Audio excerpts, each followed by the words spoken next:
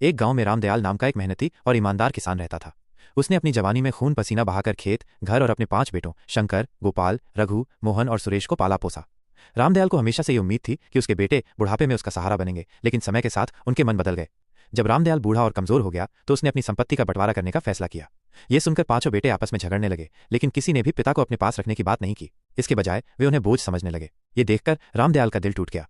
रात भर सोचने के बाद अगली सुबह रामदयाल ने एक बड़ा फैसला लिया। वो गांव के मंदिर गए और अपनी सारी संपत्ति, खेत, खलिहान और मकान भगवान को समर्पित कर दी, ताकि इसका उपयोग मंदिर की सेवा और गांव के भले के लिए हो सके। ये सुनकर पूरा गांव हैरान रह गया और बेटों के पैरों तले जमीन खिसक गई। जिस संपत्ति के लिए वे आपस में लड़ रहे थे वह अब उनके हाथ से निकल चुकी थी। रामदयाल अब मंदिर में रहने लगे और भगवान की सेवा में अपना जीवन बिताने लगे। उनके चेहरे पर एक नई शांति और चमक आ गई और लोग उन्हें बाबा कहकर सम्मान देने लगे। बेटों को अपनी गलती का एहसास हुआ।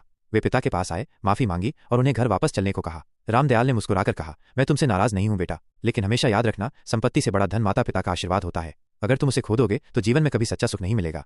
उस दिन से बेटों ने यह सबक सीख लिया कि माता पिता को ठुकराकर कभी भी सच्चा सुख नहीं पाया जा सकता।